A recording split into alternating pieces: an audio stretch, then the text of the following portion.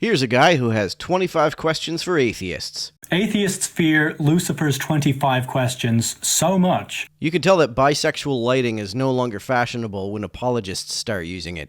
That all of these guys will avoid them. I bet these senpais are all just too scared to notice me. So I challenge all atheists to answer Lucifer's 25 questions like Martin Luther challenging the papacy. And it would be preferable if the answers were through a video so that I could make a response video scoring all of them. First things first, this is my definition of theist and atheist. Theists believe that existence was created by a living thing metaphysically. So theists believe that existence was created by a biological organism? That's certainly a definition of theism I hadn't heard before. Also, by metaphysically, I suspect this guy means non-physically. Atheists believe that existence was created by a non-living thing physically. I guess I'm not an atheist then, because I don't believe that existence was created at all. And skeptics don't believe in anything and question theists and atheists. Wouldn't someone who doesn't believe in anything be a nihilist rather than a skeptic? I've always used the word skeptic to mean someone who subjects ideas to greater scrutiny before believing in them rather than someone who is never convinced of anything. So I'm really speaking about the scientific atheist community, which blindly believes in the physical world religious dogma. Yes, they blindly believe in the physical world. They've never witnessed anything physical ever. Is this guy an idealist who thinks everything is a dream or a hallucination? And the educational system indoctrinated them into believing it because it's basically the only other option to God. No, it isn't. You can be a solipsist or an idealist who does not believe that physical things exist at all without believing in a God. You know where I learned that from? From the educational system that supposedly doesn't teach it as being an option. Now, after these questions, you'll see that atheists don't really have any answers at all. So I'll play the skeptic for this, where the truth is a blank sheet of paper with nothing on it. And I'd like to hear the atheist's answers with evidence to convince me into believing their worldview. Question 1. How is there something rather than nothing? This question assumes that nothingness is the default state of reality and that existence is some kind of deviation in need of an explanation. This is a baseless assumption. I don't believe that the universe is any more in need of a cause than theists believe that God is in need of a cause. I don't think the idea of the universe being created is even coherent, because you can't create something at a time when it already exists, and there was never a time when the universe didn't already exist. Question 2.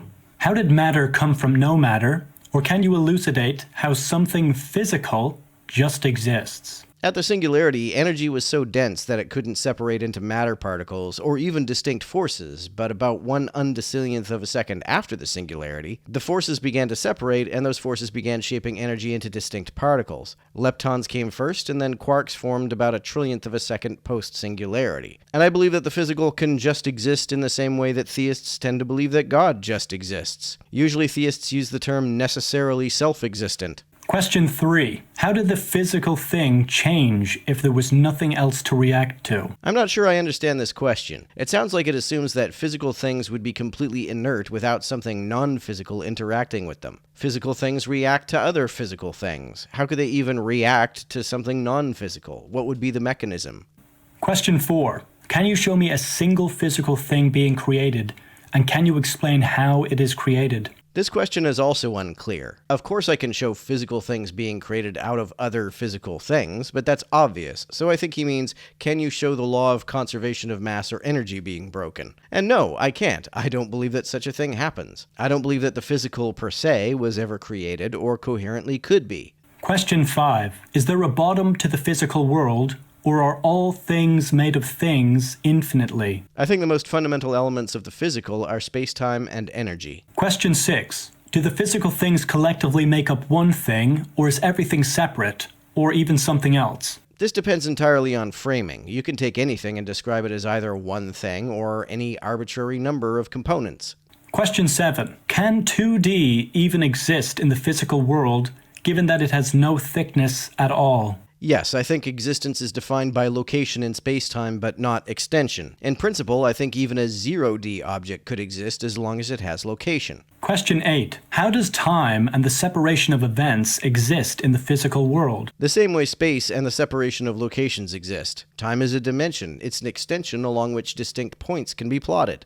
Question 9. Does the past and the future exist simultaneously, or are we always living in the peak of time? From some relativistic frames of reference, all points in time are simultaneous, and from others, they are sequential. In either case, all points in time are equally part of reality. The past and future are just as much a part of reality as the present, even in the frames of reference in which they are not simultaneous. Question 10. What proof for God should be accepted, given hallucinations exist? That would depend on how God is defined. Many apologists define God as a timeless, spaceless, disembodied mind. I don't believe that such a notion is even coherent, so I don't believe it could ever have evidence. Question 11. Is knowledge like mathematics discovered or invented by people? The fundamental principles are invented, and the implications of those invented ideas are often discovered later. For example, triangles were invented, but the Pythagorean theorem was discovered. Question 12. Does existence entirely make sense, or is it partially or entirely nonsense? It seems to make sense to me. Question 13. How are the laws of logic and physics just a coincidence that remain constant? The laws of logic are inventions, so they remain constant as long as we don't redefine them, which we actually have a few times. The laws of physics are any regularities that we never see changing. If they changed, it would make sense to ask what caused them to change, but since they don't change, there's nothing to explain. It doesn't make sense to say that it's just a coincidence that they don't change, because a coincidence is an accidental correlation between two or more incidents. The fact that the laws of physics have never changed is a lack of any incidents. Question 14. Can humans explain absolutely everything without God? I doubt it, but I don't think God could allow us to explain everything either. Question 15. What is the peak of technology and the final invention, if not existence in its entirety? I have no idea what that's supposed to mean. What do you mean by the peak of technology? That seems like a subjective notion. Question 16. Could a random series of events build a pyramid, considering that that's what you think created life? I don't think that's what created life. I think life is a product of deterministic chemical processes rather than random ones. Question 17. How did life come from non-life? Nucleotide chains started to self-replicate. Once they did that, they became life.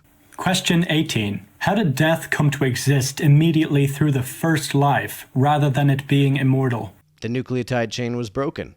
Question 19. How did the first life just so happen to be able to create more life by itself? By catalyzing the formation of other nucleotide chains. Question 20. How did life withstand death and continue rather than discontinue? The first nucleotide chains were held together by the chemical bonds between the atoms from which they are comprised. Question 21. How did the first life gain consciousness and the ability to do things? I don't believe that the first life had consciousness. Consciousness is too complex a phenomenon for a mere nucleotide chain. Question 22. How does the mind and imagination exist in the physical world? They're actions that are carried out by physical things. Question 23. If life can so easily come to be and remain in many different environments, where are all of the aliens? Who says that they so easily came to be? Also, the vast majority of aliens, if they exist, like the vast majority of life on Earth, are not going to be spacefaring. Question 24. What is the purpose of life? I don't think life has a purpose. Question 25. Do you think that AI is an immortal, metaphysical form of life that would be accepted as a god 2,000 years ago? If not, how is this not a god? It does not age, it can create metaphysical, lifelike story worlds, and it can talk to millions of people at once. AI is physical. Like natural intelligence, artificial intelligence is a physical system. And if so, do you believe in God?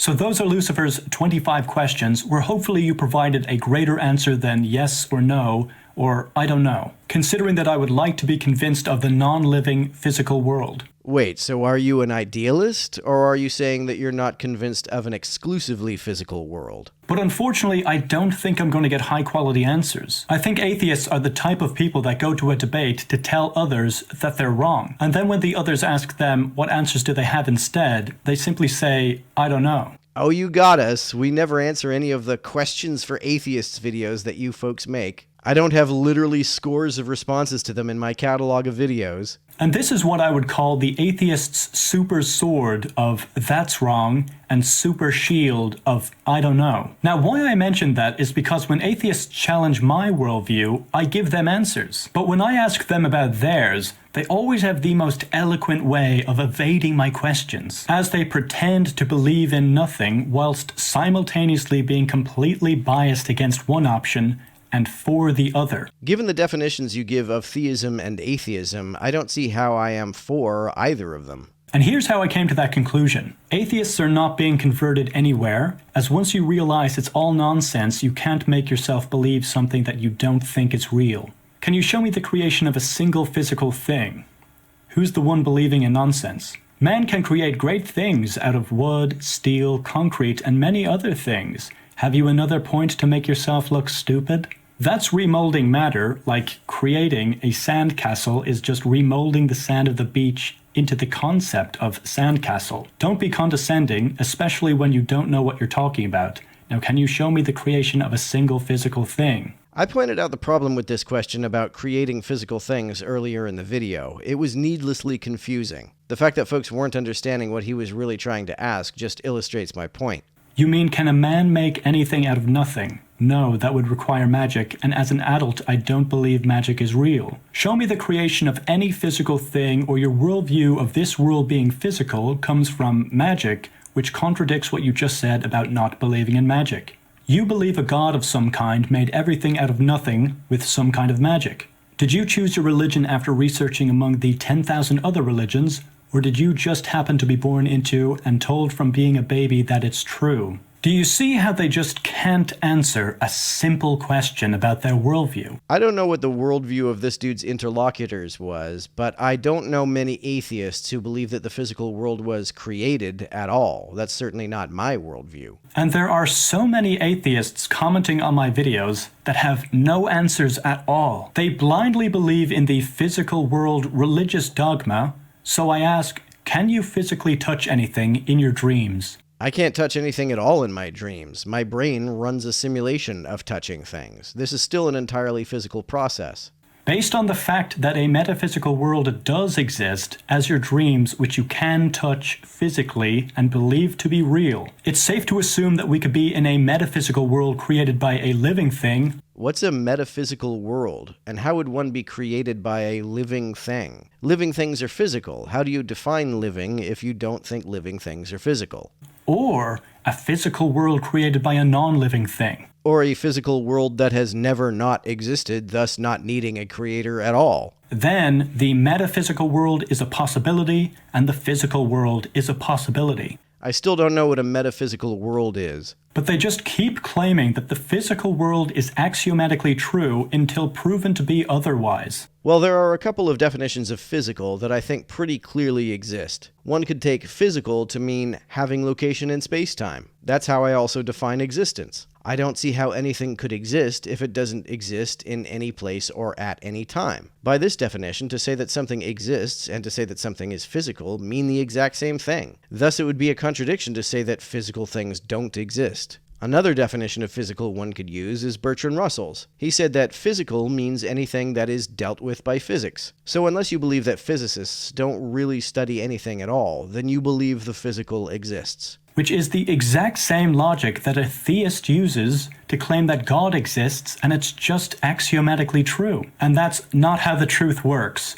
The truth is a blank sheet of paper with nothing on it. And if you want to put the physical world on it, you have to prove that it's physical. And they can do so by showing me how any physical thing can just come to be, including the first physical thing. Why are you assuming that physical things need to come to be? If there was a time when physical things didn't exist, followed by a time when they did exist, then I could understand wanting to know the cause or explanation of such an event. However, since time is itself a physical thing, there was never a time when the physical didn't exist, so no creation event ever occurred. And you don't need to explain the cause of events that never occur in the first place. This is the case even if time does not stretch infinitely into the past.